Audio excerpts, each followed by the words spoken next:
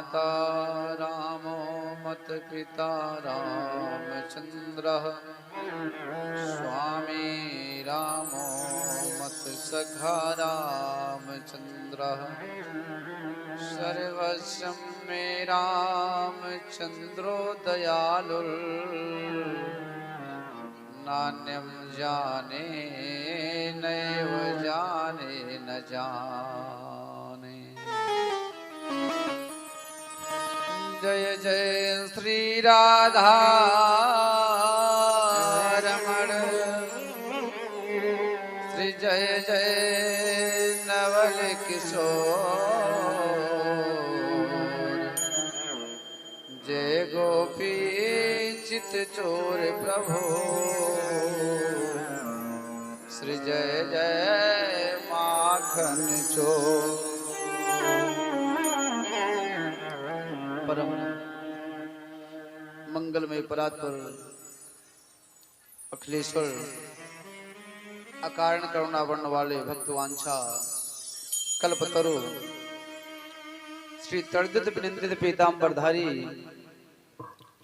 श्री बालकृष्ण लाल की वांगमयी प्रतिमूर्ति श्रीमद् भागवत महापुराण मेरे प्यारे श्रोता जनों प्यारे भक्तों, जब जन्म जन्मांतों का कल्प कल्पांतों का युग युगांतों का पुण्य पुंज एकत्रित होता है, तब हम सबको ऐसा शुभ अवसर प्राप्त होता है कि गोविंद की मंगलमयी कथा का रसास्वादन कर पाएं। बड़े भाग्य से मनुष्य का तन मिलता है, इसलिए परमात्मा ने मुझे ऐसा सुंदर योनि में भेजा। मनुष्य योनि में इतना सुंदर शरीर पाकर यदि परमात्मा के नाम का भजन नहीं करता हूँ, कीर्तन नहीं करता हूँ, तो अंततोगत्वा पछताना ही पड़ेगा। संत जन कहते हैं कि सुतदारायरुलक्ष्मी,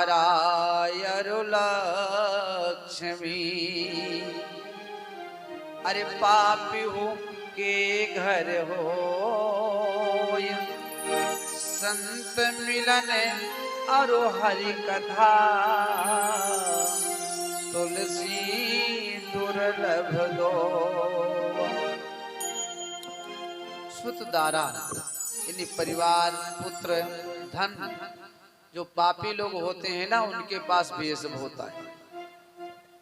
कंस के पास भी ये सब था, रावण के पास, हिरण्याकश्यप के पास ये सब था।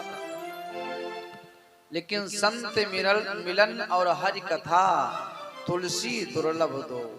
गोस्वामी जी कहते हैं संतों का समागम और सत्संग का ऐसा शुभ अवसर प्राप्त होता है। इसलिए समय निकालकर सत्संग में पहुंचने का जरूर प्रयास करना चाहिए। चलें, सर्वप्रथम अपने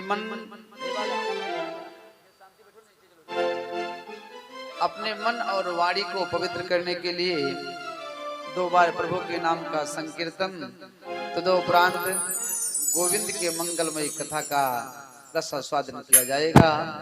प्रेम से बोलो भागवत भगवान की जय हो, राघवेंद्र सरकार की जय।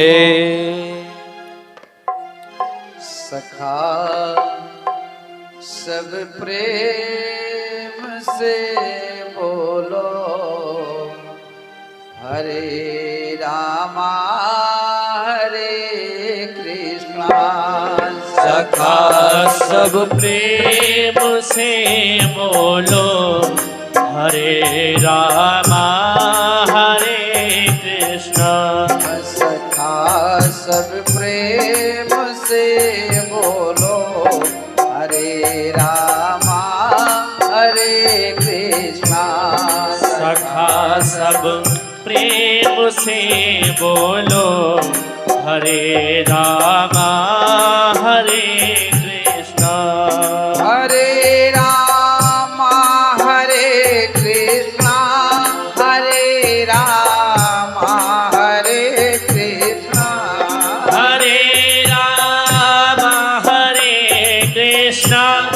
हरे राम हरे कृष्ण। सखा सब प्रेम से बोलो हरे राम हरे कृष्ण। सखा सब प्रेम से बोलो हरे राम हरे कृष्ण।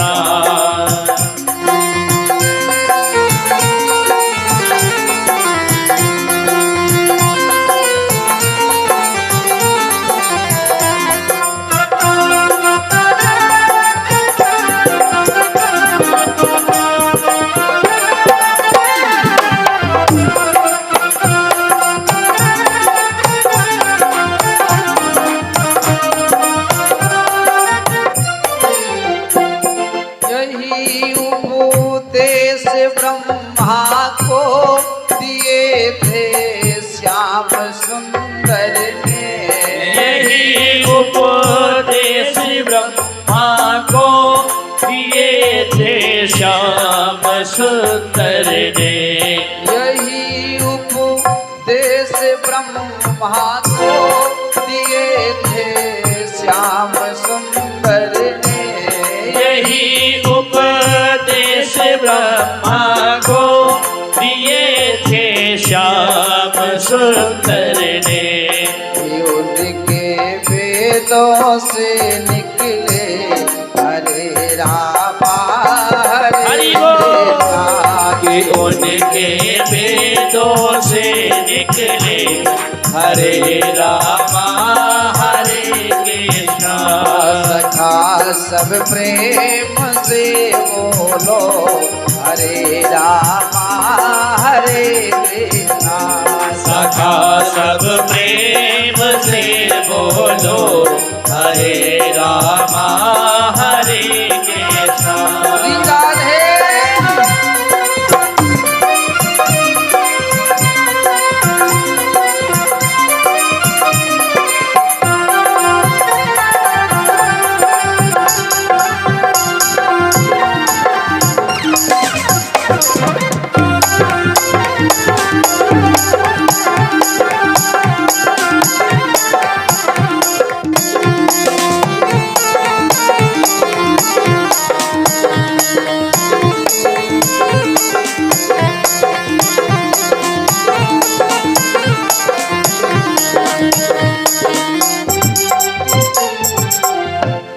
यही उपदेश नारद को दिए थे श्याम सुंदर ने।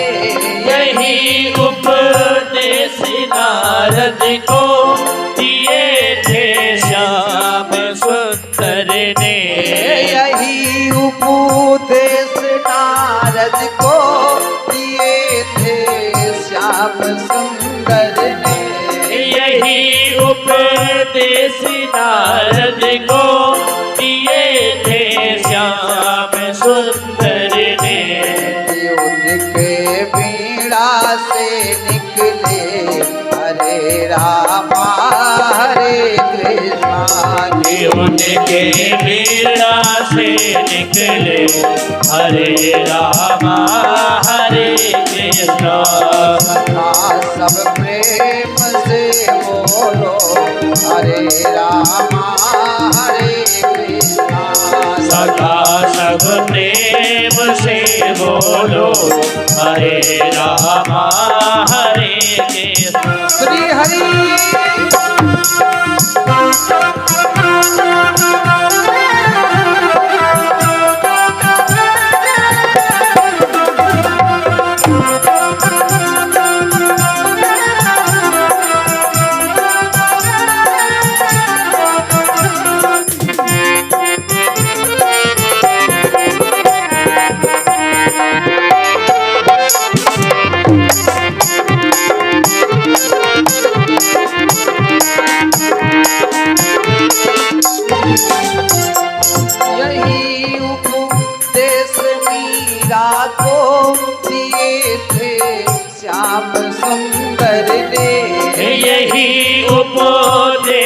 मीरा को दिए थे श्याम सुंदर ने। यही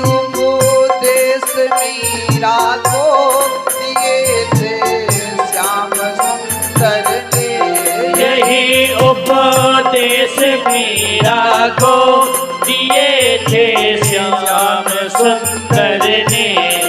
उनकी माला से निकले हरे रामा हरे कृष्णा। उनकी माला से निकले हरे रामा हरे कृष्णा। सखा सब प्रेम से बोलो हरे रामा हरे कृष्णा। सखा सब प्रेम से बोलो हरे रामा हरे कृष्णा। हरे रामा हरे कृष्णा हरे रामा हरे कृष्णा। हरे रामा हरे कृष्णा हरे रामा हरे कृष्णा। सखा सब प्रेम से बोलो हरे रामा हरे कृष्णा। सखा सब प्रेम से बोलो हरे रामा हरे कृष्णा।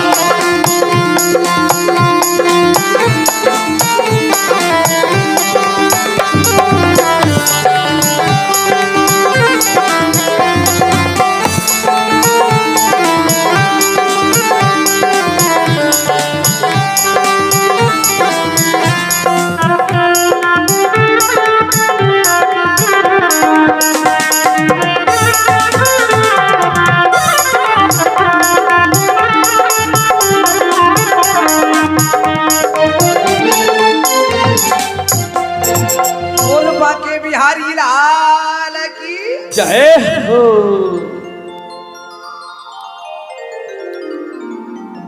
चले अपने प्रसंग पर पहुंचे। नैमिषारण्य के तट पर 88,000 रसवृंद उपस्थित हैं।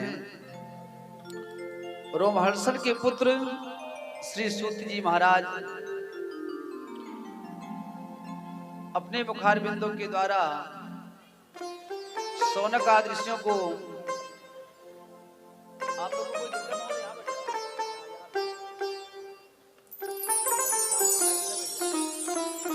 आप लोग आके इधर आ जाओ, इधर सामने इधर। शौनक आदि ऋषियों को गोविंद के मंगलमयी कथा का रसास्वादन करा रहे हैं। देखो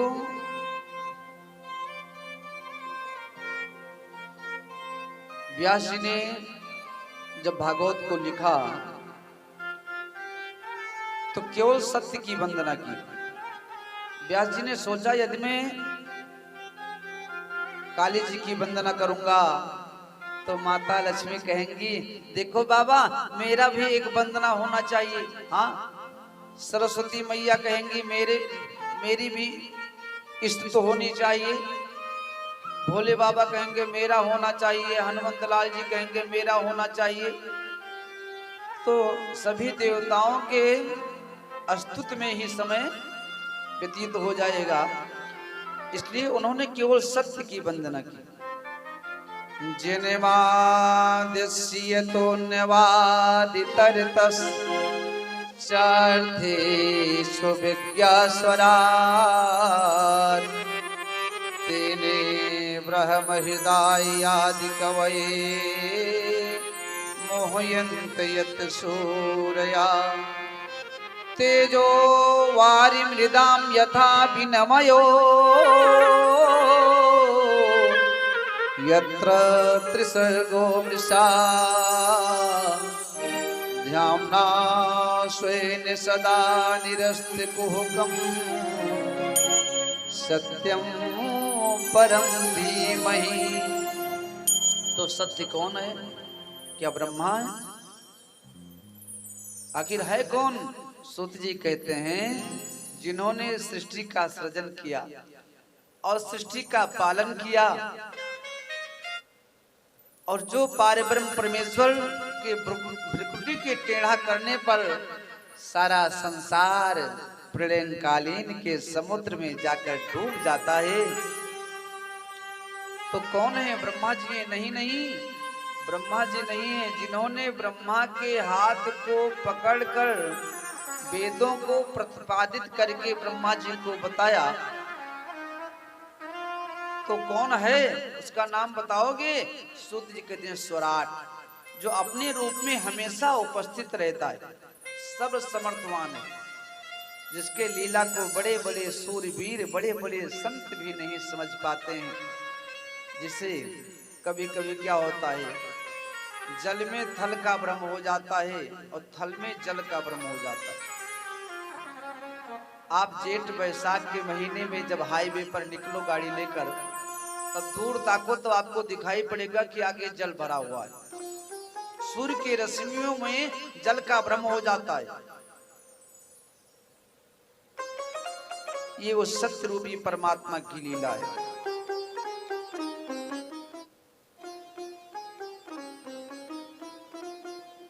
सूत जी कहते हैं सत्यम परम धीमहि, तो उस सत्य की वंदना किया है व्यास जी ने। अच्छा देखो, सत्य में चींटी से लेकर हाथी तक कोई भी बचता नहीं, ना कोई देवता बचता है, ना कोई मनुष्य बचता है। देखो सत्य के अंतर्गत सब आते हैं, ब्रह्म ही सत्य है, सत्य ब्रह्म है। व्यास जी ये बताना चाहते हैं कि देखो, हम सबको हमेशा सत्य का साथ देना है, सत्य के अंतर्गत ही रहना है। सत्य से अलग हो जाओगे तो समझो पार ब्रह्म परमेश्वर से आप अलग हो गए। फिर व्यास जी ने दूसरे श्लोक में लिखा कि धर्मम प्रोज्झित कहते परमो निर्मत्सराणां सतां वैद्यों वास्तं किं वस्त्रमत्र शिवदं तापत्रे अन्मूलनम्। श्रीमद्भागवते महामुनिकृते किं वै परैरीश्वरः श्रद्धो हृदय वरुद्धते कृतभिः शुश्रूषुविक्तक्षिणाति। दूसरे श्लोक में परम धर्म की व्याख्या की गई। कुछ लोगों ने कहा ये परम धर्म क्या है भैया? तो सूत जी कहने लगे सुनो, परम धर्म है परमात्मा की कथा। निर्मत्सराणाम सताम, जो निष्काम भाव से भागवत सुना जाए उसे कहते हैं परम धर्म। हम भागवत कथा इसलिए न कराएं कि मेरे बेटे की नौकरी लग जाए, मेरा मकान बन जाए। निष्काम भाव से जो भागवत कराई जाए, परमात्मा का कथा श्रवण किया जाए, उसे कहते हैं परम धर्म। अच्छा, तो भागवत से लाभ क्या है? तो सूत जी कहते हैं शिवम कल्याणम ददात इत शिवदम। भागवत से लोगों का कल्याण होता है। और तापत्रे अन्मूलनम, तो दैहिक दैविक भौतिक ताप है ना, तीनों प्रकार के तापों का उन्मूलन होता है। उन्मूलन होता है, तीनों प्रकार के तापों, तीनों प्रकार के ताप नष्ट होते हैं। भागवत का श्रवण करना चाहिए और कराना चाहिए भागवत। अच्छा, और क्या लाभ है भागवत से? तो सूत जी कहते हैं सुनो, आपने महाभारत नहीं पढ़ा, ब्रह्मवैवर्त पुराण नहीं पढ़ पाए, स्कंद पुराण नहीं पढ़ पाए, आपने यदि हाथ में 7 दिन हाथ में कलावा बांधकर 7 दिन तक प्रेम से श्रीमद् भागवत महापुराण का श्रवण कर लिया, तब तो आप धन्य हैं ही।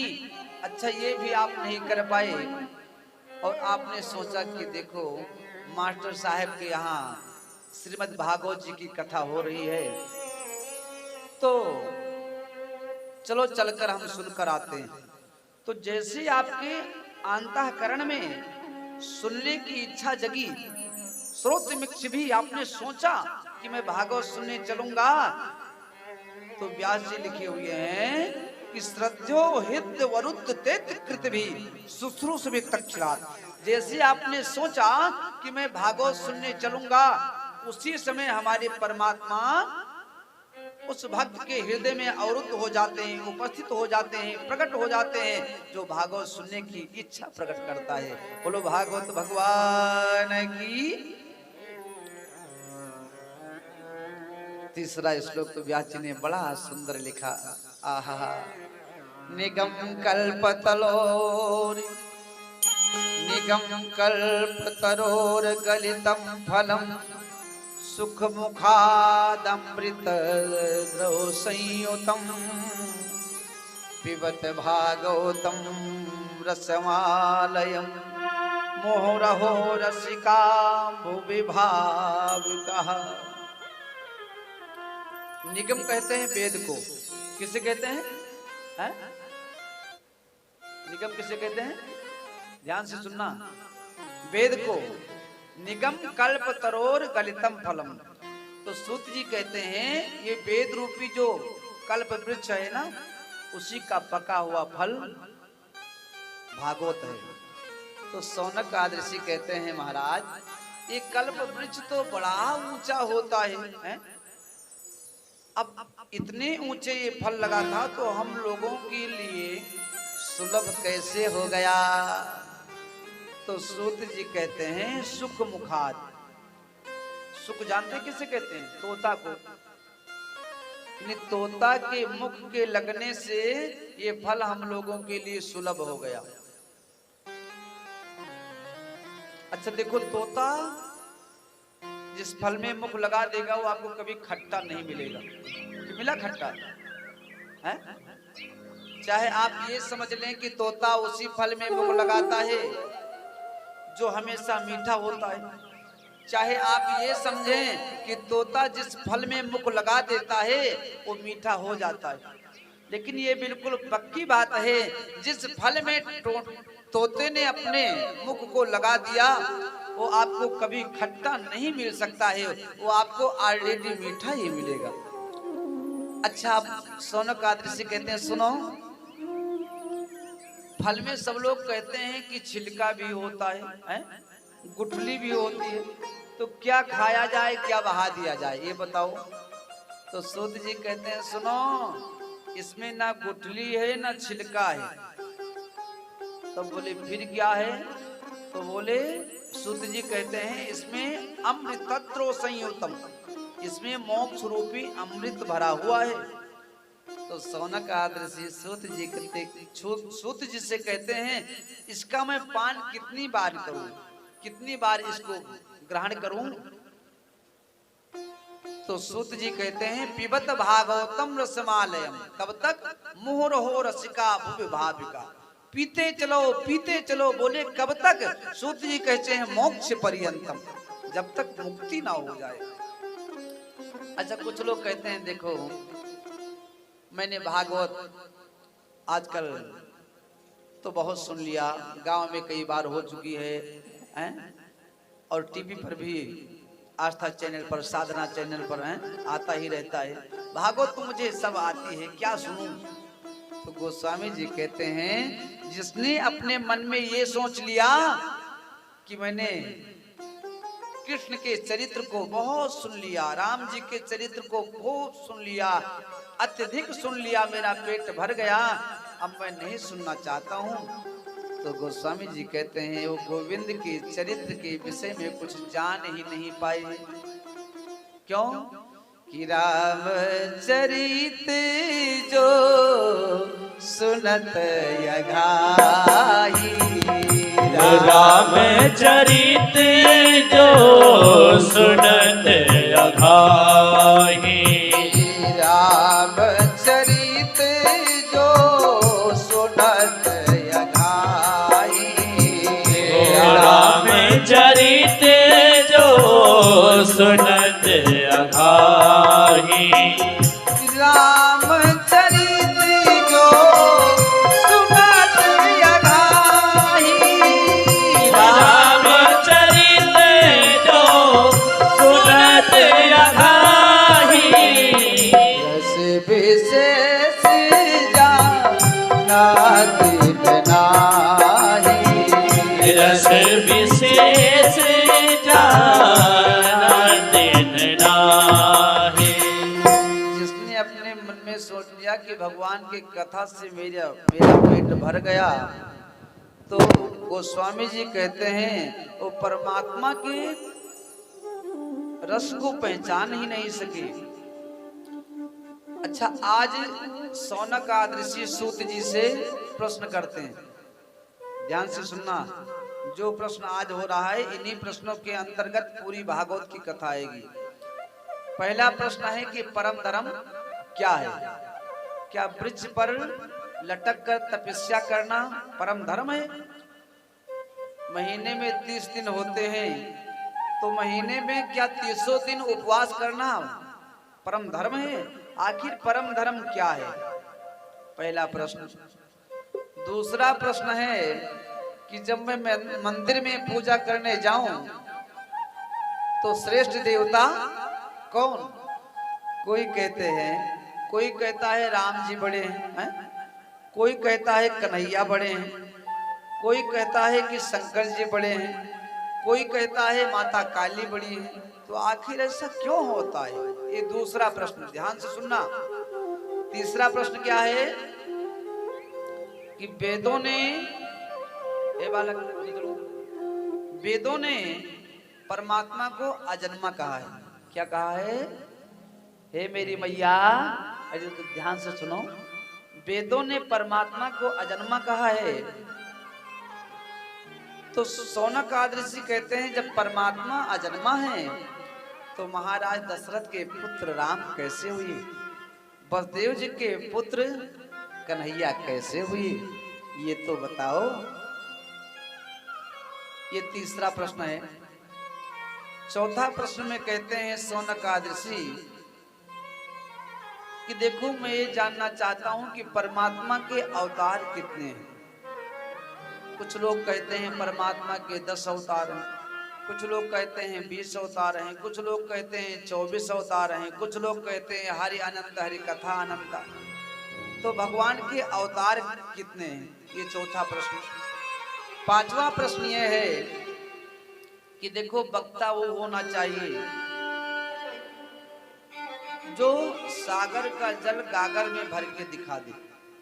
यानी बड़े से बड़े प्रसंग को कम समय में समझा दी, क्योंकि कलयुग में लोगों को इतना समय कहाँ रहेगी जो पूरा दिन बैठ करके कथा ही सुनेंगे। ये पांचवा प्रश्न है। छठवां प्रश्न में सौनक आदि ऋषि कहते हैं देखो,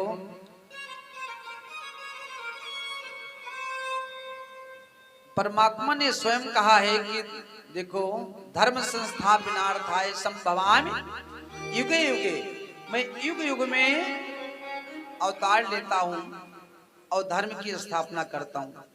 धर्म की स्थापना करने के लिए मैं अवतार लेता हूं। तो जब परमात्मा धर्म की स्थापना करके अपने परम धाम को चले गए होंगे, तब धर्म बेचारा तो अकेला रह गया होगा।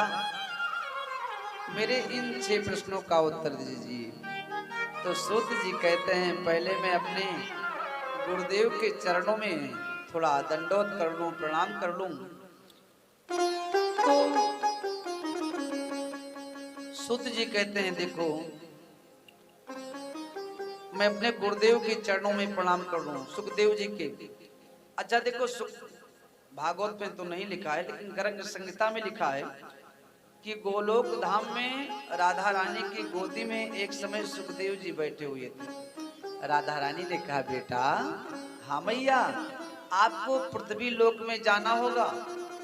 पृथ्वी लोक में? हाँ हाँ। नहीं मैया, ना ना, मैं नहीं जाने वाला। क्यों बेटा? अरे मैया, वहां पर भगवान विष्णु की जो माया है ना, वही तो रहती है, और मैं जाऊंगा तो मुझे पकड़ लेगी, छोड़ेगी नहीं, तो मैं नहीं जाने वाला मैया। राधा रानी ने कहा, बेटा, यदि आप नहीं जाओगे तो पृथ्वी लोक में भगवत धर्म का प्रचार प्रसार कौन करेगा? और हे लल्ला, मैं आपको आशीर्वाद देती हूँ कि आपके ऊपर कभी माया का असर नहीं होगा। तो सुखदेव जी वहां से चल दिए। अब एक पक्षी के गर्भ से एक अंडे के रूप में सुखदेव जी का प्रादुर्भाव हो गया। और इधर नारद जी ने एक दिन सोचा कि देखो, लक्ष्मी नारायण में तो मैंने झगड़ा करा दिया है, ब्रह्मा जी और ब्रह्माणी में मैंने झगड़ा करा दिया, लेकिन भोले बाबा और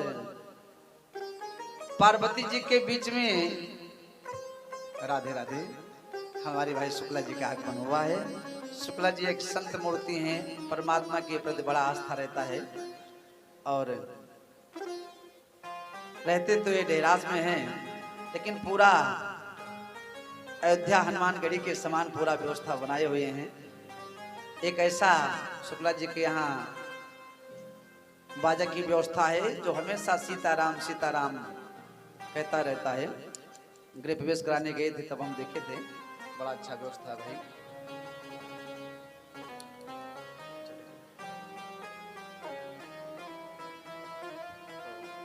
बोल भागवत भगवान की, राघवेंद्र सरकार की जय हो। सुत जी कहते हैं कि देखो, नारद जी ने सोचा कि आज कुछ भी हो जाए मैं भोले बाबा और पार्वती के बीच में झगड़ा जरूर कराऊंगा। तो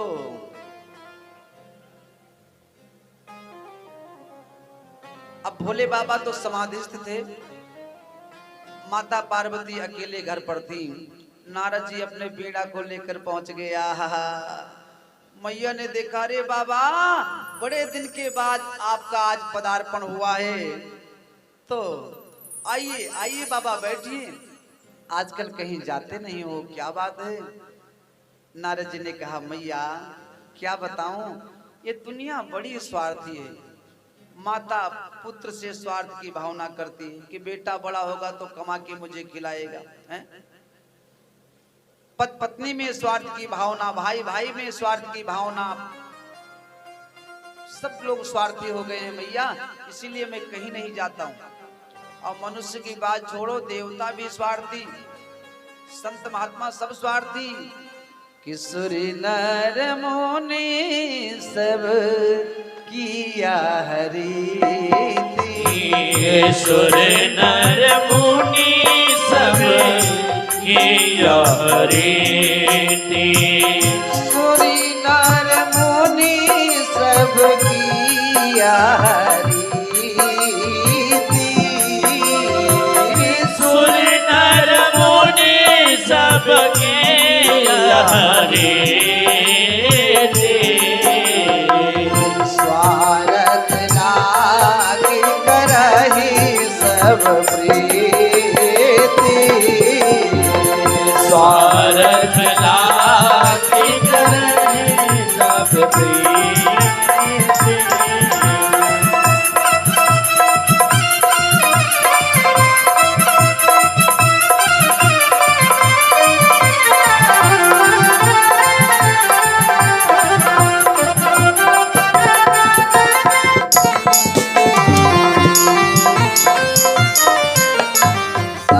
कहते हैं, सुनो सब लोग स्वार्थी हैं मैया, पति पत्नी से कपट करता है और पत्नी पति देवता से कपट करती है, सब लोग स्वार्थी। पार्वती जी कहते हैं, सुनो बाबा, दुनिया में कोई भी स्वार्थी हो, लेकिन मेरे पति देवता तो बड़े सरल हैं, और ना हमसे कभी कुछ कपट करते हैं और ना कुछ पाने की इच्छा रखते हैं, वो तो बड़े सरल हैं। सुनो नारद जी, जो गुरु जी दीक्षा देते हैं कान में ना, उसको किसी को बताना नहीं चाहिए, लेकिन मेरे पति देवता आकर सबसे पहले मुझे बताए। भजन करते समय, तपस्या करते समय नेत्र बंद करके आप जब भजन करें ना, उस समय परमात्मा की झांकी का जो दर्शन हो जाए, उसके विषय में किसी को नहीं बताना चाहिए, लेकिन मेरे भोले बाबा तो सबसे पहले आकर मुझको बताते हैं। अच्छा मैया, तब तो आपके पति देवता बड़े भाई भोले हैं, बड़े सीधे हैं। अच्छा तो ये बताओ, मैं मानता हूँ भोले बाबा ने आपके साथ में कपट नहीं किया, सब कुछ बताया, तो ये बताओ क्या भोले बाबा के गले में जो मुंडों की माल है ना, उन मुंड मालों के विषय में भोले बाबा ने क्या आपको बताया? पार्वती जी ने कहा, ओहो, मुंड मालों के विषय में तो आज तक नहीं बताया। नारद जी ने कहा, अरे मैया, तब क्या आपको बताए? जिन मुंडमालों को भोले बाबा अपने गले में डालकर हमेशा भ्रमण करते रहते हैं, भजन करते रहते हैं, घूमते रहते हैं, उन मुंडमालों के विषय में आज तक भोले बाबा ने आपको नहीं बताया, तो फिर क्या बताया? मैया, अब मैं तो यहाँ से चला, आप जानो, आपका काम जाने। नारद जी वहां से चले, भोले बाबा तपस्या कर रहे थे, पहुंचे, कहने लगे, अरे बाबा बाबा। भोले बाबा ने देखा, हाँ क्या बात है? नारद जी ने कहा, बाबा घर पर थोड़ा जल्दी जाइए, क्योंकि मैया आपका इंतजार कर रही हैं। भोले बाबा ने कहा, अरे आपका पदार्पण घर पर हो गया है तो जरूर इंतजार कर रही होंगी। अच्छा देखो, जहां झगड़ा ना होता हो कभी है, और वहां यदि नारद जी पहुंच जाएं तो बिना झगड़ा हुए बच नहीं सकता है, बिल्कुल पक्की बात है। एक गांव में नारद जी पहुंचे तो उस गांव में सब लोग तो लड़ते थे, लेकिन एक ब्राह्मण देवता थे, वो कभी झगड़ा नहीं करते थे। वो पत्नी बड़े सुशील थे, बड़े संस्कारी थे। नारद जी पहुंचे गांव में, पूछने लगे, भैया गांव का हाल चाल सब ठीक है? हाँ महाराज, सब ठीक है। एक गड़बड़ है। क्या?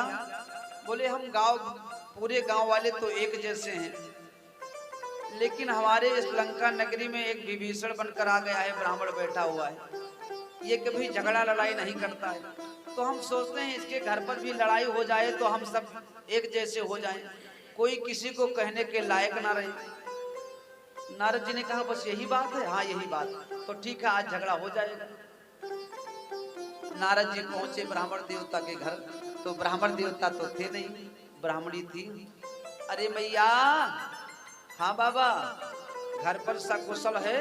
हाँ बाबा, आप संतों के आशीर्वाद से मेरे पति देवता मुझे बहुत सम्मान देते हैं। सम्मान देते? हाँ हाँ बाबा, अरे मैं जो कहती हूँ ना उसको लाकर हाजिर कर देते हैं, और कभी ना डांटते हैं, ना मारते हैं, ना गाली देते हैं। नारद जी ने कहा, आपको पता है क्यों गाली नहीं देते हैं, क्यों नहीं मारते हैं, क्यों नहीं डांटते हैं? बोली, मुझे तो नहीं पता है। तो नारद जी ने कहा, मैं आपका कर्म विभाग देखकर बता रहा हूँ कि आपके पति देवता पिछले जन्म में जो है लोनिया थे। क्या थे? लोनिया। अच्छा, ये बात सही है?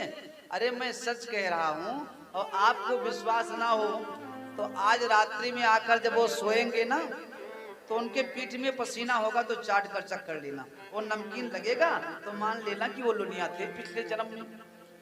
अब पत्नी से कहकर चल दिए। रास्ते में पहुंचे तो ब्राह्मण देवता मिले। अरे ब्राह्मण देवता, कहाँ गए थे भाई? ब्राह्मण देवता ने कहा, मैं तो चलाही में गया था, लेकिन महाराज जी आप कैसे हैं? नारद जी ने कहा, भैया मैं तो ठीक हूँ, बिल्कुल चंगा हूँ, आप बताओ कैसे हो? ब्राह्मण देवता ने कहा, प्रभु आप सबके कृपा से मैं भी बहुत अच्छा हूँ, सकुशल हूँ।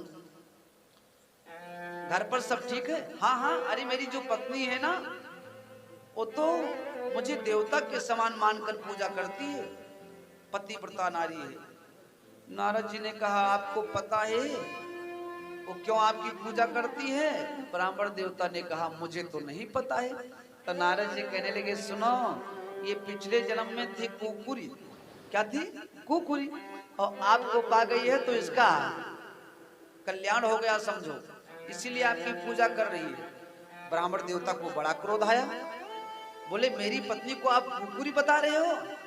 तो नारद जी कहने लगे, भैया आप गुस्सा ना करें, मेरी बात पर आप विश्वास करें, और यदि आप ना मानो तो आज रात्रि में देख लेना। जैसे कुकुरी होती है ना, कुतिया जगह जगह चाटती रहती हैं, तो मनुष्य के योनि में वो आ गई है, फिर भी उसका चाटना बंद नहीं, चाहे आज रात में देख लेना। अब ब्राह्मण देवता वहां से चलकर आए घर पर, मन में सोच रहे हैं कि नारद जी जो बताए हैं क्या वो सही है? अब घरे पहुंचे बेचारे, भोजन पानी की चुप्पे पहुड़ गए मुंह के अपने। अब ब्राह्मण देवता के पत्नी लागी को डबोटे धीरे धीरे। अब वही सोचे कि अब भाई जो सोई जाए, तो आज हम देखी जो नारद जी बताए गए हैं वो बात सही है, ये पिछले जन्म में लुनी ही रहेगा। अब ये बेचारे सोचे कि अब लाओ हम धीरे धीरे जो है झूठे सोई नकुना बजाई। नारद जी बताए गया है कि हमार धर्म पत्नी पिछले जन्म में कुकुर रही, तो का बात सही है, कुकुर रही वही तो अभी जगह चाटप बंद ना भा हुई। अब नेत्र अपन बंद की नकुना घड़घड़ाई, और जैसे नकुना बजाएं तो ब्राह्मणी सोचे कि जानो पति देवता सोई गए। अब गर्मी के महीना पीठी में पसीना होगा रहा। अब निकारिन जी बापन वही पीठी के ऊपर माइल सटाक सटाक। अब जैसे जीव से पीठ चाटनी, कहीं नारद जी बताए गया रहा हमार तो कर्म फाटेगा, तोरे साथ विवाह होगा, तू पिछले जन्म में लुनिए रहो।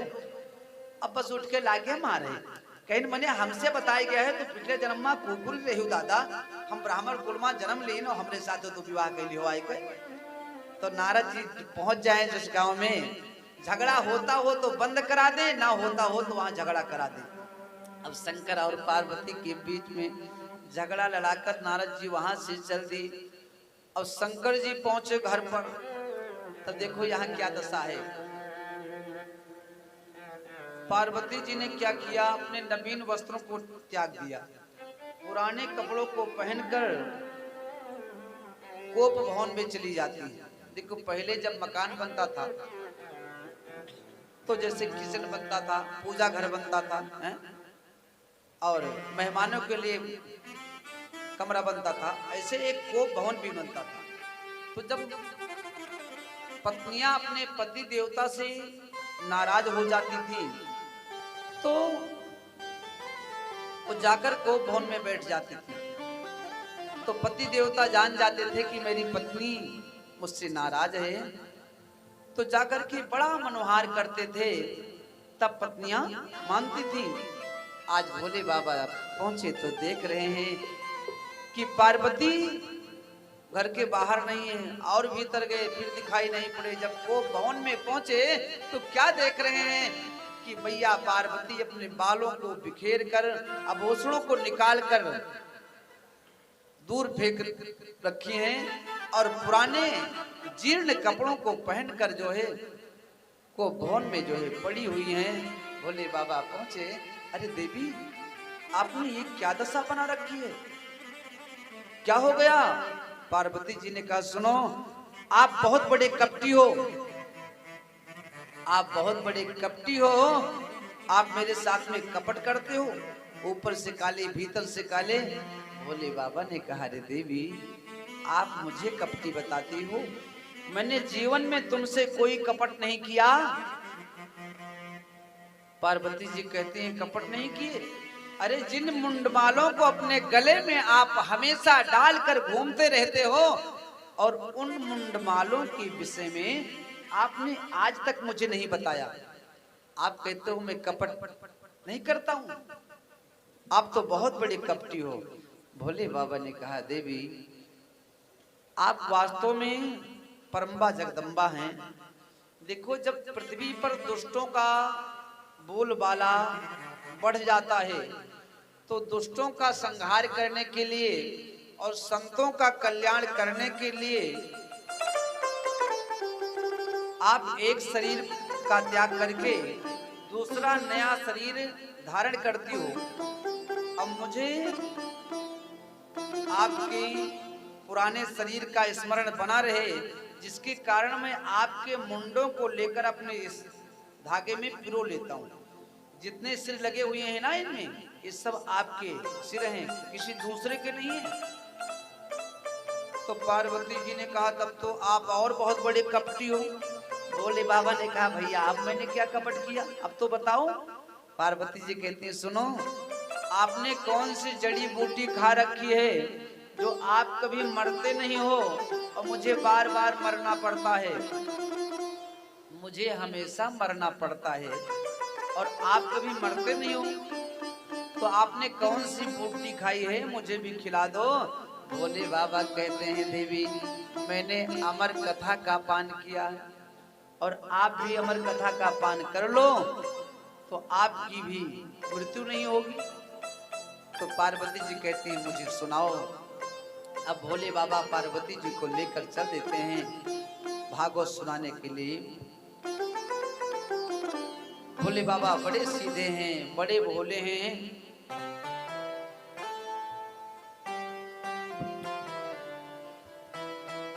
जिनके जटाओं में गंगा की धार, जिनके गले में है मुंडों की मार, बड़े ही निराले हैं मेरे भोले बाबा। अरे बड़े ही निराले हैं मेरे भोले बाबा। जिनके जटाओं में गंगा की धार, जिनके गले में है मुंडों की माल, बड़े ही निराले हैं मेरे भोले बाबा। जिनकी जटाओं में गंगा की धार, जिनके गले में है सर्पों की मार, बड़े ही निराले हैं ओ मेरे भोले बाबा। बड़े ही साथे हैं मेरे भोले बाबा। बड़े सीधे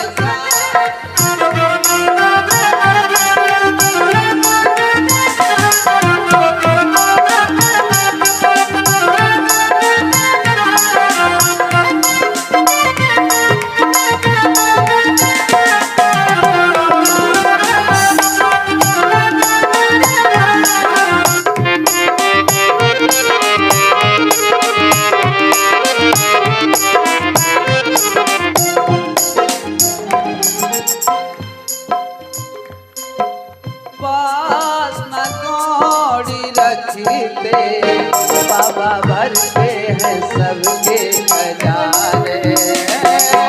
पास न कौड़ी रखते बाबा भरते हैं सबके भंडारे। पास न कौड़ी रखते भोले भरते हैं सबके खजाने। पास न कौड़ी रखते बाबा भरते हैं सबके भंडारे।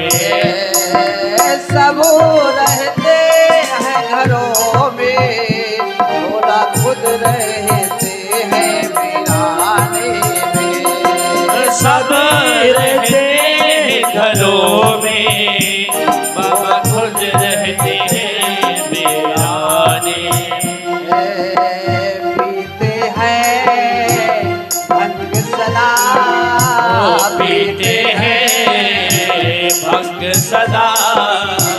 पीते हैं भंग सदा। पीते हैं भंग सदा। वो तो भरे भरे प्याले हैं मेरे भोले बाबा। बड़े ही निराले हैं मेरे भोले बाबा। कोट मरुआ वाले सरकार की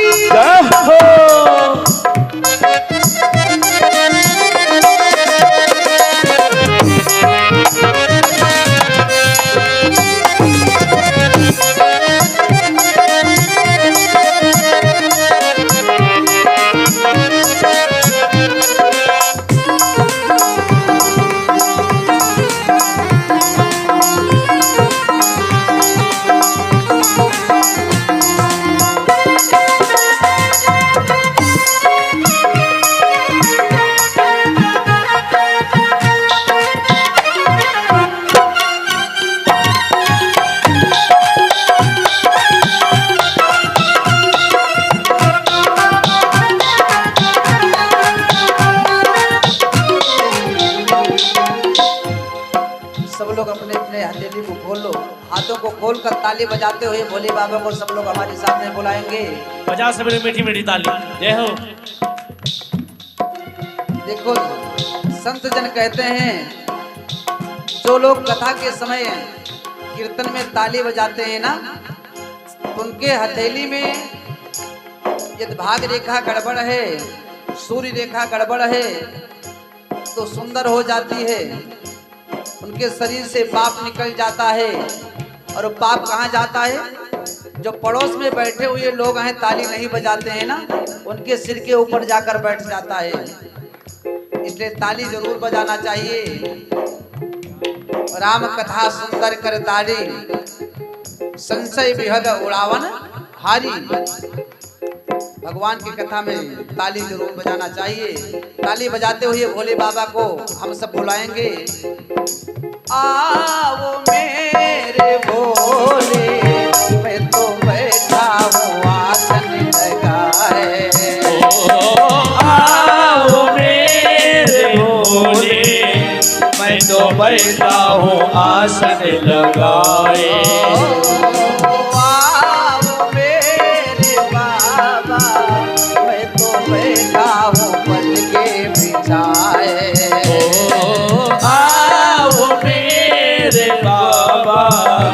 मैं तो बैठा हूँ आसन लगाए। आओ मेरे भोले, मैं तो बैठा हूँ आसन लगाए। आओ मेरे भोले, मैं तो बैठा हूँ आसन लगाए। पीते हैं भंग सदा, पीते हैं भंग सदा, पीते हैं भंग सदा, पीते हैं भंग सदा। वो तो भरी भरी प्याले है मेरे भोले बाबा। बड़े ही निराले हैं मेरे भोले बाबा।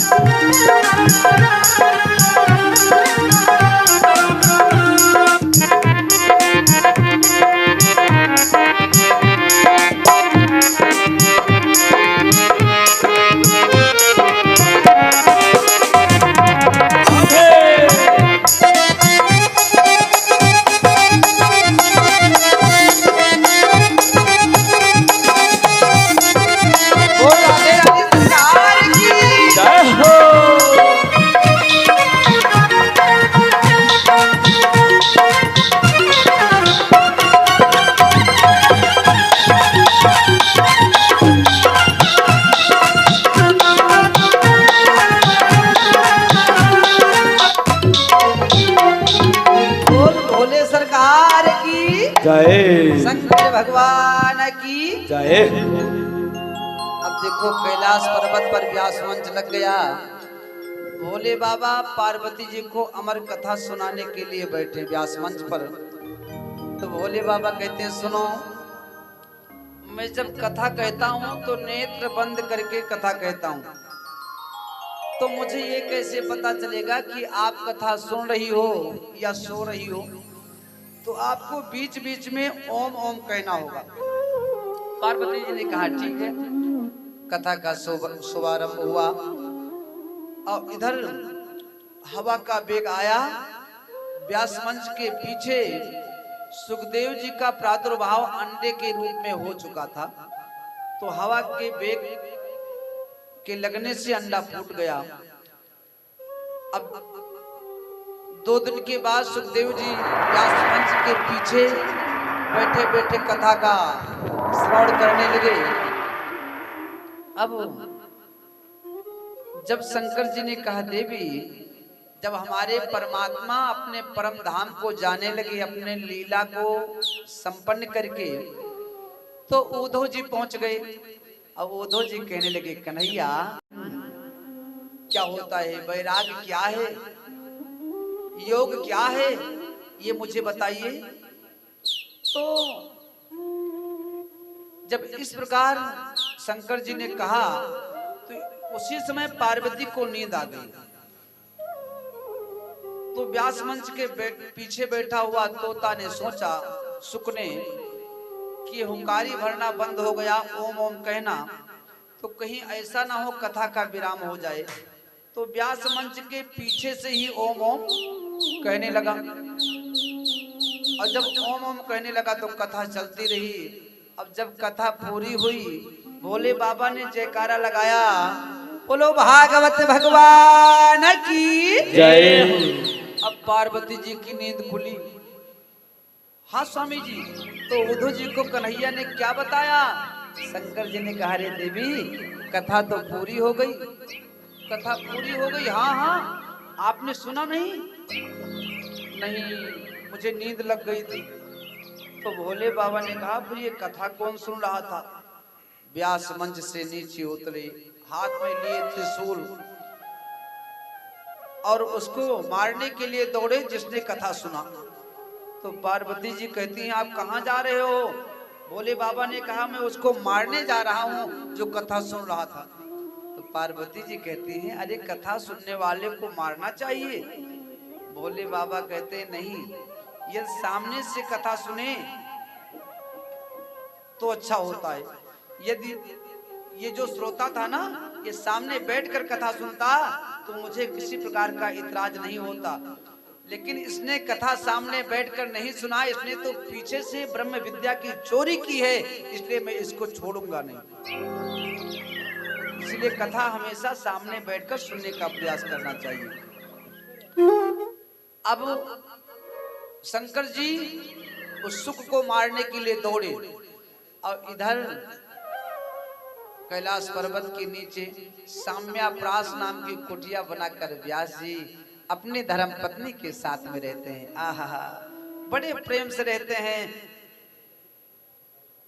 एक दिन पत्नी ने कहा व्यास जी से, स्वामी ये बताओ कि हमारे तरफ पुत्र नहीं होगा? हमारी भी इच्छा है कि मैं एक पुत्र रत्न उत्पन्न करूं। व्यास जी ने कहा, देखो, परमात्मा के घर देर है लेकिन अंधेर नहीं है, एक ना एक दिन आपको सुंदर पुत्र की प्राप्ति जरूर होगी। अब ये बातचीत हो रही थी, शंकर जी उस तोते को लेकर त्रिशूल दौड़ाए, वहां से भगा, और व्यास जी की धर्मपत्नी को आ गई जमुआई। अब जैसे जमुआई आई, उड़ता हुआ तोता उनके मुख के द्वारा सीधे उदर में चला गया, पेट में पहुंच गया। अब शंकर जी वहां से वापस आ गए। धीरे धीरे समय व्यतीत हुआ। एक दिन व्यास जी की पत्नी कहती है, स्वामी मेरे पेट में दर्द हो रहा है, ये मेरा बालक कब जन्म लेगा? व्यास जी कहते हैं, बेटा आप बाहर आ जाओ, आपकी मैया को कष्ट हो रहा है। गर्भ के भीतर से सुखदेव जी कहते हैं, पिताश्री मैं बाहर नहीं निकलने वाला। क्यों? क्योंकि बाहर भगवान विष्णु की जो माया है ना, वो मुझे पकड़ लेगी, मुझे छोड़ेगी नहीं। व्यास जी कहने लगे, बेटा मैं आशीर्वाद देता हूँ कि आपके ऊपर भगवान विष्णु के माया का असर नहीं होगा। फिर भी सुखदेव जी बाहर नहीं निकले। कहने लगे, यदि भगवान विष्णु स्वयं आकर कह दें कि मैं आपको वचन देता हूं कि मेरी माया का असर आपके ऊपर नहीं होगा, तब मैं बाहर आऊंगा। हमारे प्रभु को स्वयं आना पड़ा और आकर कहने लगे, पुत्र आप बाहर आओ, मैं आपको वचन देता हूं मेरी माया का असर आपके ऊपर नहीं होगा। सुखदेव जी गर्भ से बाहर निकले और जैसे जन्म लिए कि सीधे गंगा, सीधे वहां से जंगल के तरफ चल दी। पीछे पीछे व्यास जी, अरे पुत्र पुत्र पुत्र सुनो। लेकिन सुखदेव जी कुछ जवाब नहीं दिए। तो सुखदेव जी के तरफ से वृक्षों ने जवाब दिया। क्या जवाब दिया? यम प्रभजन्तम अनुपेतम अपेत कृत्यम द्वैपायनो विरह कातरया जुहाव पुत्रेति तन्मयतया तरओ निर्दुष्ट तम सर्वभूत हृदय मुनिमानितोस्मि। वृक्षों ने कहा, रे व्यासी, जिनको आप पुत्र पुत्र कहते हुए जा रहे हो ना, वो आपके पिछले जन्म में आपके पिता बन चुके हैं। अब ये वृक्षों के द्वारा जवाब सुनकर व्यास जी वापिस आ गए। तो सूत जी कहते हैं, ऐसे सुखदेव स्वामी के चरणों में मैं बारंबार प्रणाम करता हूं। बोलो सुखदेव जी महाराज की। अब देखो, शौनक आदि ऋषियों के प्रश्नों का जवाब दे रहे हैं। अब सूत जी कहते हैं, देखो, पहला प्रश्न था कि परम धर्म क्या है। तो सूत जी कहते हैं, परम धर्म है जो निष्काम भाव से भगवान की सेवा की जाए, भगवान का कथा सुना जाए, वो है परम धर्म। जो चीज अपने लिए अच्छा ना लगे, वो किसी दूसरे के लिए ना किया जाए, वो है परम धर्म। आत्मना प्रतिकूलान परेशान ना समाचरित। जो चीज अपने लिए अच्छा ना लगे, वो कभी किसी के लिए नहीं करना चाहिए। अब हमें अच्छा लगता है कि आने जाने वाला जो रास्ता है ना, ये थोड़ा चौड़ा होना चाहिए, और हमारे घर के उस पार जो लोग हैं, मैं उनका रास्ता बंद कर रहा हूँ। मैं सोचता हूँ मेरे खेत पर जाने के लिए जो मेड़ है ना, वो चौड़ा हो, और स्वयं में कुदार लेकर मेड़ को काट रहा हूँ, तो ये धर्म नहीं होगा। जो चीज अपने लिए अच्छा ना लगे, वो दूसरों के लिए नहीं करना चाहिए, यही धर्म है। दूसरा प्रश्न था कि मंदिर में हम पूजा करने जाएं तो श्रेष्ठ देवता कौन है। तो सूत जी बड़ी अच्छी बात बताए। कहते हैं, देखो, निंदा कभी किसी की मत करो और निष्ठा हमेशा एक में रखो। जैसे आप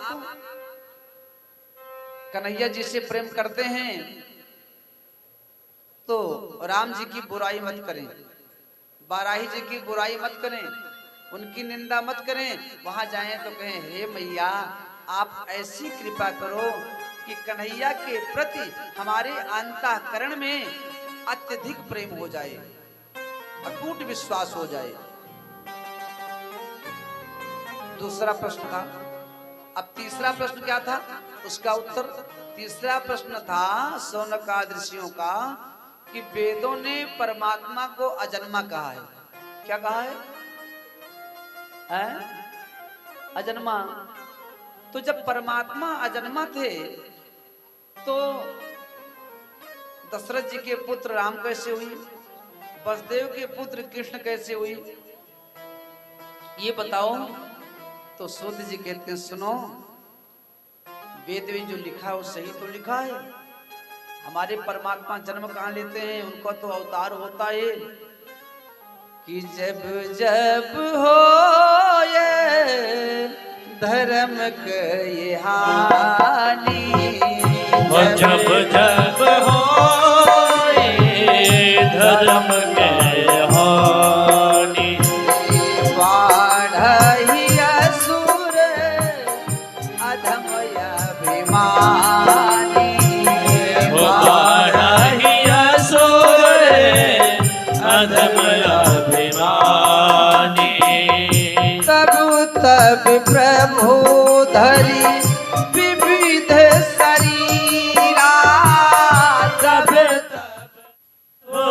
धरि विविध शरीरा, हरहि कृपा निधि सज्जन पीरा, हरहि कृपा निधि सज्जन पीरा, हरहि कृपा निधि सज्जन पीरा, हरहि कृपा निधि सज्जन पीरा।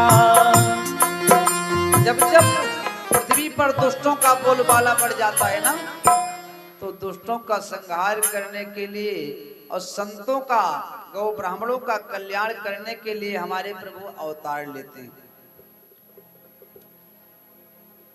अब चौथा प्रश्न क्या था? प्रश्न था कि भगवान के अवतार कितने हैं, 10 अवतार, 20 अवतार हैं कि 24 अवतार? तो सूत जी कहते हैं परमात्मा के 24 अवतार हैं। सनिकादिको वाराहं नारदं नर नारायणो कपिलो दत्तात्रेय यज्ञो ऋषभो वृषो मत्स्या कुर्मो धन्वन्तरी मोहने नृसिंहं वामनं तथा श्रीहरिग्रीवो श्रीहरि परशु व्यास हंसयो श्रीरामकृष्णयो च बुद्धावतारो कलि। कहते हैं भगवान के 24 अवतार हैं। अच्छा, 24 अवतारों में जो राम और कृष्ण है ना, वो कुछ मिलते जुलते हैं। एक थोड़ा गंभीर है, एक थोड़ा चंचल है, यही अंतर है कि राम कृष्ण दो एक है,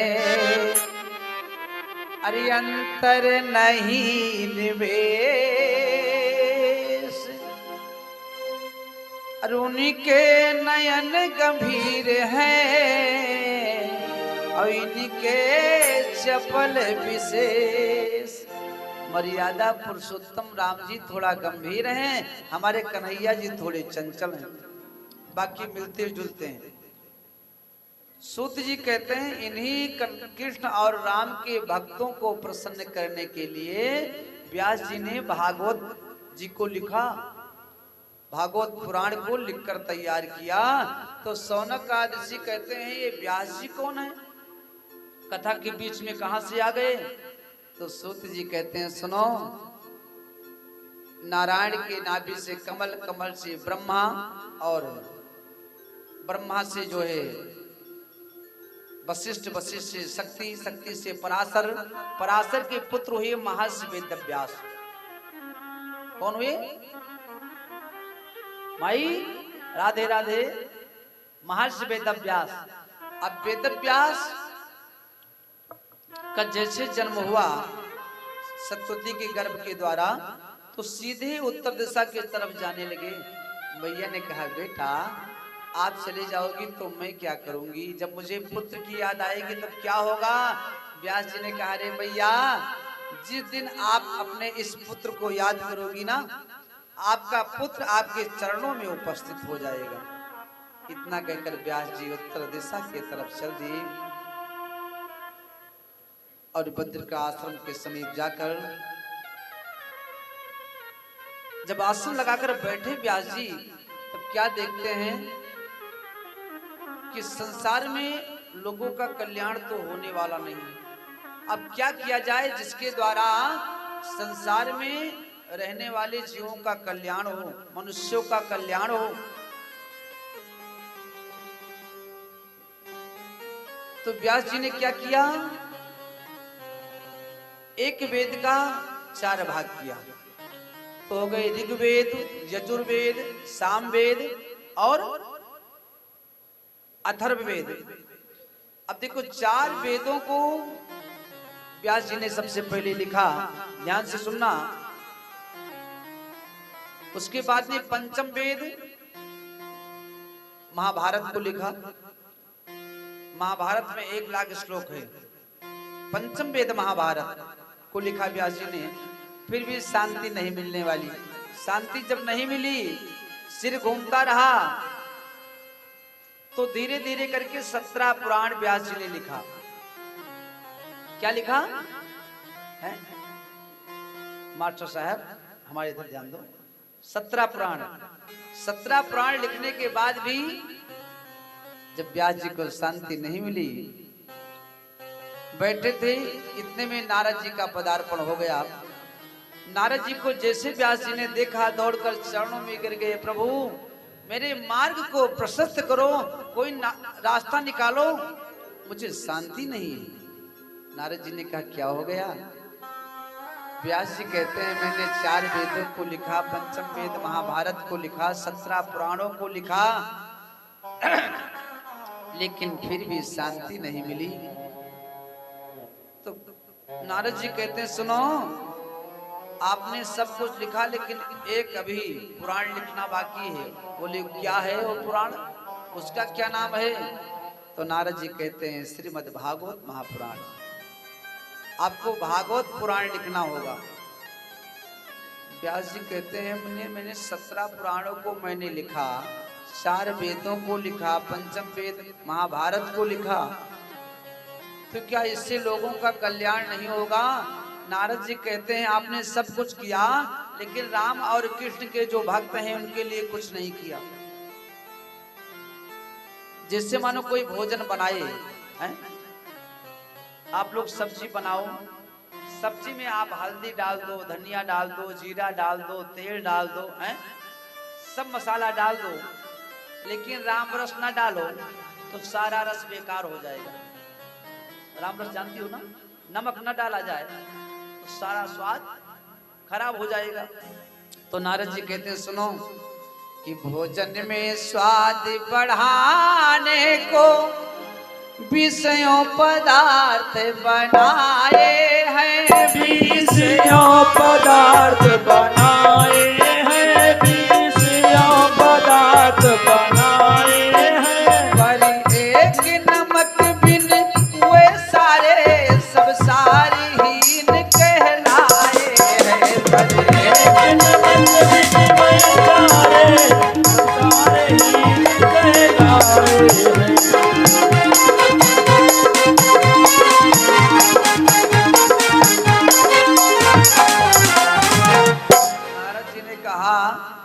चाहे जितना सुंदर आप बैकुंठी बना लो, साग प्रसादी बना लो, हैं दाल सब्जी कुछ भी बनाओ, लेकिन अगर राम रस नहीं डाला जाएगा तो फीका ही रहेगा, स्वाद अच्छा नहीं आने वाला। इसलिए जब तक आप भागवत नहीं लिखोगे तब तक आपके मन को शांति नहीं मिलने वाली। आहा, तो व्यास जी कहते हैं सुनो भैया, अब मैं भागवत नहीं लिख सकता हूँ, मुझसे कलम पकड़ी नहीं जाएगी। नारद जी कहते हैं संतों का सहारा मिल जाए तो सब कुछ संभव हो सकता है। तो व्यास जी कहते हैं वो कैसे? तो नारद जी अपने पिछले जन्म का हाल कहते हैं देखो, पिछले जन्म में मैं एक दासी का पुत्र था, ध्यान से सुनना। और नारद जी कहते हैं मेरे पिताजी का कुछ दिन के बाद स्वर्गवास हो गया, मैं अपने मैया के साथ रहता था, मेरी मैया और मैं 2 लोग। अब हमारे घर पर खाने की भी व्यवस्था नहीं थी। एक दिन मैं भूख से व्याकुल हुआ, मैया के पास गया, मैया मैया मैया, हाँ बेटा मुझे भूख लगी है मैया, कहीं से भोजन की व्यवस्था कराओ। नारद जी व्यास जी से कहते हैं मेरी मैया बेचारी क्या करती, उसके हाथ में तो कुछ था नहीं। तो कहने लगी बेटा चलो किसी के घर कुछ राशन मांगते हैं, यदि मिल जाएगा तो मैं बनाकर आपको खिला सकती हूँ। नारद जी कहते हैं उस दिन तो मेरी मैया को राशन किसी तरह मिल गया। फिर आगे 2-3 दिन मुझे भूखे ही रहना पड़ा। तो मैंने मैया से कहा मैया ऐसे कब तक चलता रहेगा, चलो किसी के घर हम कुछ काम काज कर लेते हैं तो कम से कम हमको 2 वक्त की रोटी तो मिल जाएगी। मेरी मैया ने कहा बेटा आप बहुत छोटे हो, आप जब थोड़े बड़े हो जाओगे ना तब काम काज करना, अभी मैं आपको कमा कर खिला सकती हूँ। अब अपने पुत्र को लेकर वो माता जाती है एक संत जी के घर और कहती है देखो आप मुझे अपने घर पर रख लीजिए, मैं आपके गऊ की सेवा करूंगी और आपके घर दूध गाय के द्वारा मैं दूध निकालूंगी, दही को मथूंगी, कंडा पाथूंगी, उसके बदले में आप मुझे 2 वक्त की रोटी दे देना, मुझे और मेरे पुत्र को खाने के लिए। संत जी ने कहा ठीक आप रुक जाओ। अब देखो वहीं पर वो दासी रहने लगी अपने पुत्र को लेकर। जब चतुर्मास आया, चतुर्मास तो जानते हैं, चतुर्मास जो वर्षा का महीना आता है ना, चतुर्मास जब आया तो कुछ और संत जन वहां पर आ गए चतुर्मास व्यतीत करने के लिए। 4 महीना वहां पर वो रुक गए तो रोज सायंकालीन के समय कीर्तन होने लगा, सत्संग होने लगा।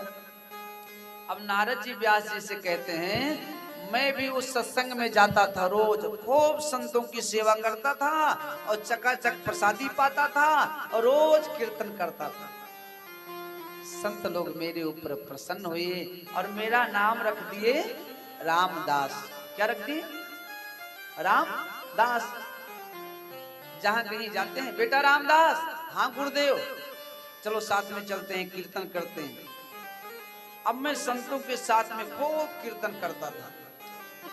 एक समय ऐसा आया जब संत जन जाने लगे तो मैं संतों के चरणों को पकड़ लिया और कहा गुरुदेव मैं भी आपके साथ में चलूंगा।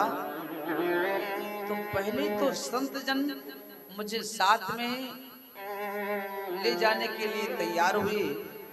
इतने में मेरी मैया पहुंच गई और संतों के सामने हाथ जोड़कर खड़ी हो गई और कहने लगी हे बाबा मैं आपसे प्रार्थना कर रही हूँ,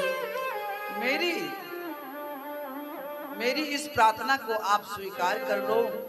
संतों ने कहा क्या है प्रार्थना, बताओ तो सही। तो दासी कहने लगी कि आप मेरे इस पुत्र को साथ में मत लेकर जाओ। अरे मेरे पति देवता का पहले ही स्वर्गवास हो चुका है, कम से कम मैं अपने इस पुत्र को देखकर अपना जीवन व्यतीत करती हूँ, ये भी चला जाएगा तो मेरा क्या होगा बाबा। संतों को दया आ गई। संतों ने कहा बेटा रामदास देखो आपके कान में मैं दीक्षा दे देता हूँ, उसका आप भजन करो, जप करो, कीर्तन करो और अपनी मैया का सेवा करो। क्योंकि शास्त्र कहता है मातृ देवो भव, पितृ देवो भव, उसके बाद में आचार्य देवो भव। सबसे पहले माता पिता की सेवा, फिर आचार्य आदि की सेवा करना चाहिए। पुत्र के लिए माता पिता ही लक्ष्मी नारायण के समान होते हैं। तो बेटा आपके पिता तो है नहीं, आप अपनी मैया की सेवा करो और मैया के ना रहने के बाद में आप हम सबके पास आ जाना। तो नारद जी ने कहा आप मिलो। नारद जी कहते हैं उस समय मैंने संतों से कहा कि आप कहाँ मिलोगे। संतों ने कहा मैं नहीं मिलूंगा, तो आप उत्तर दिशा की तरफ आओगे तो भगवान जरूर मिलेंगे। अब नारद जी कहते हैं मेरी मैया मुझे साथ में लेकर चली गई। मुझे उस दिन बहुत क्रोध आया। मैं सोचने लगा यदि मैया मेरी मर जाती ना तो आज मुझे संतों के साथ में जाने से कोई नहीं रोक पाता। हालांकि मुझे ऐसा नहीं सोचना चाहिए था, लेकिन शायद परमात्मा की ही कुछ इच्छा थी।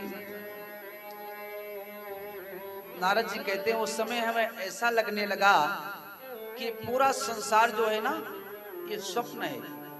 पूरा संसार स्वप्न की भांति प्रतीत होने लगा कि मोहनिसा जगे सोवनिहारा, मोहनिसा जगे सोवनिहारा,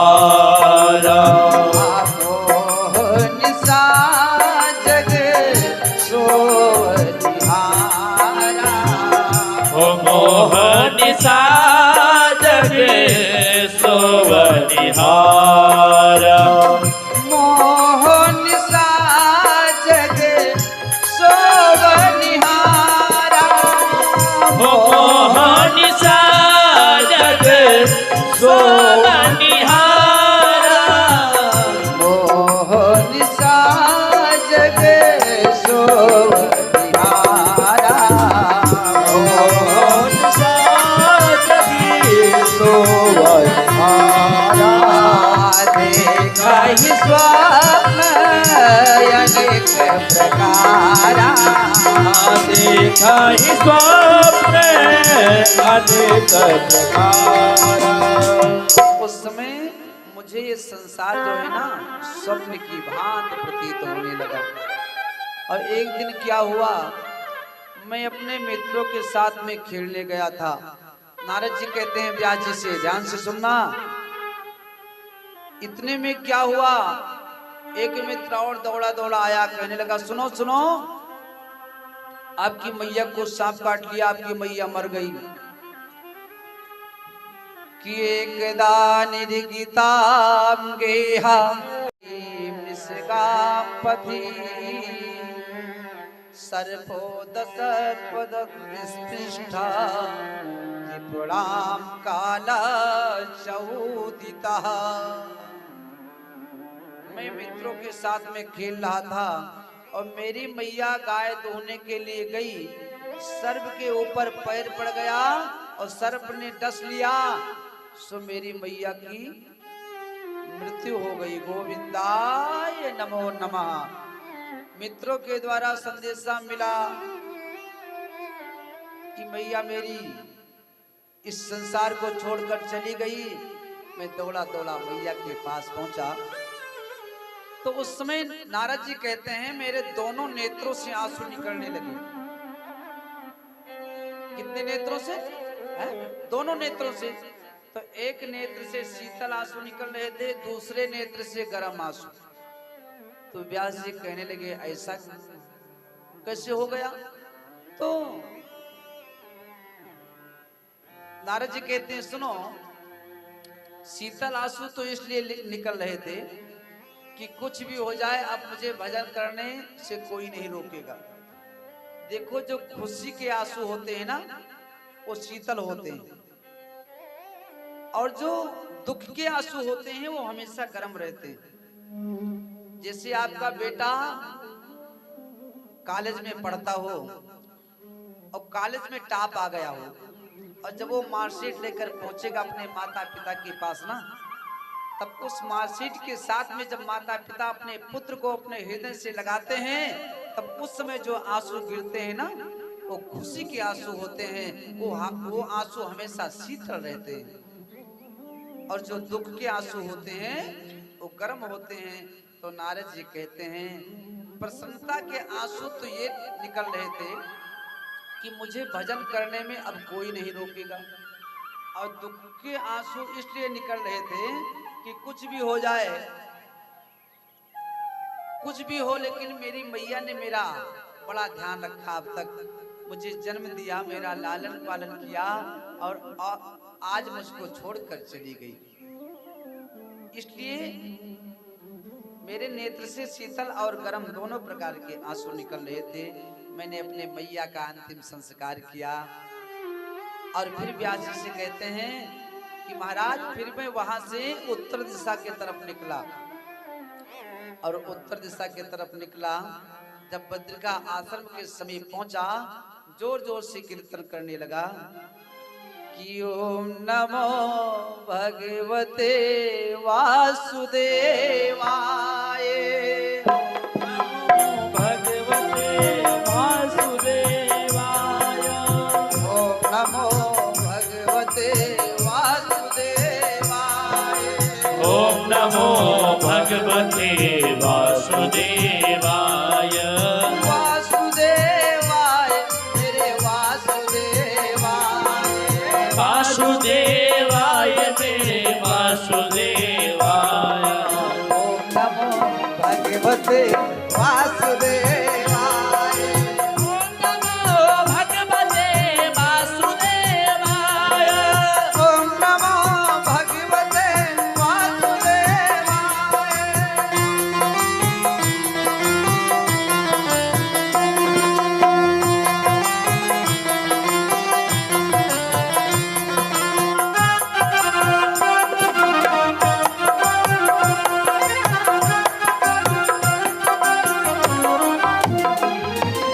अच्छा, जब कीर्तन करने लगे, कीर्तन में तन्मय हो गए, तो परमात्मा की सांवली सलोनी झांकी का दर्शन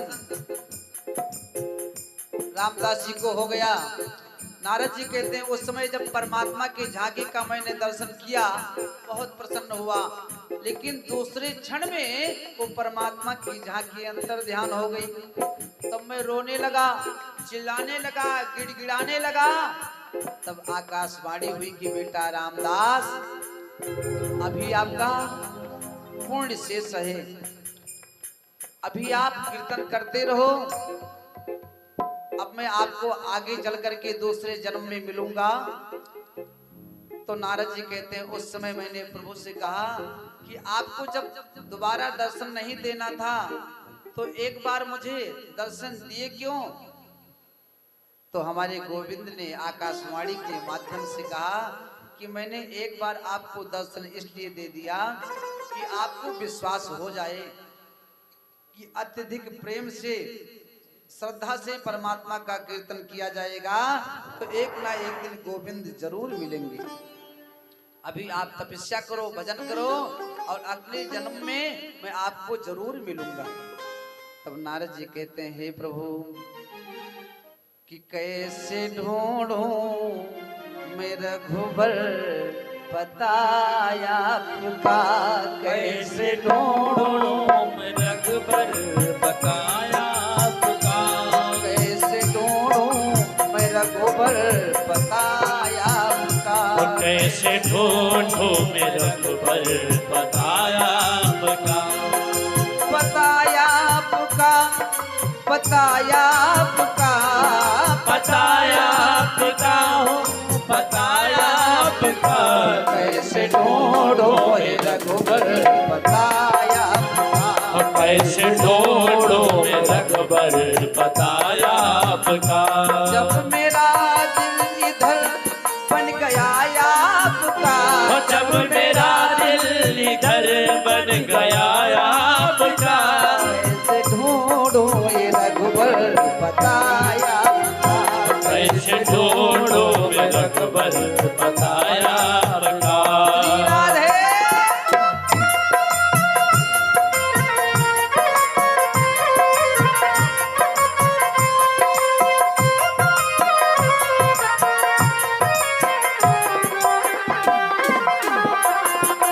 हरि बोल।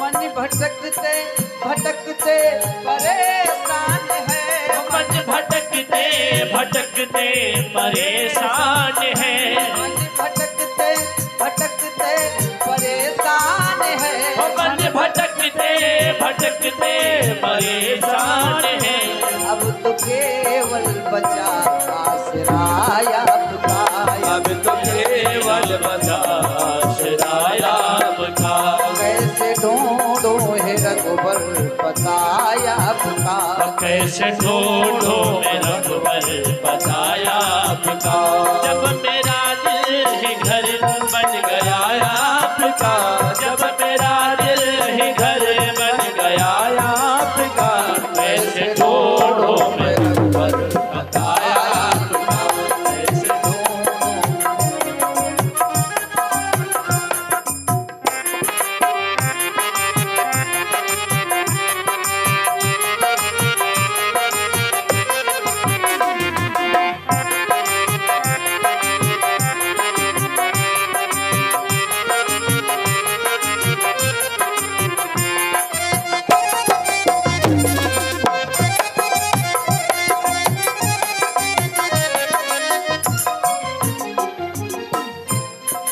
आगे भगत कहता है, रामदास जी कहते हैं प्रभु जब से देखा तुम्हें मन ये तुझ में लगा, जब से देखा तुझे मन ये तुझ में लगा, जब से देखा तुम्हें मन ये तुझ में लगा, और जब से देखा तुझे मन ये तुझ में लगा, मन ये था तब मेरा अब आया, मन ये था तब मेरा हो गया आपका, कैसे ढूंढो मैं रघुबर बताया आपका, कैसे ढूंढो मेरा रघुबर बताया आपका, जब मेरा दिल इधर बन गया आपका, और जब मेरा दिल ही घर बन गया आपका, कैसे ढूंढो मैं रघुबर बताया आपका, कैसे ढूंढो मैं रघुबर बताया आपका।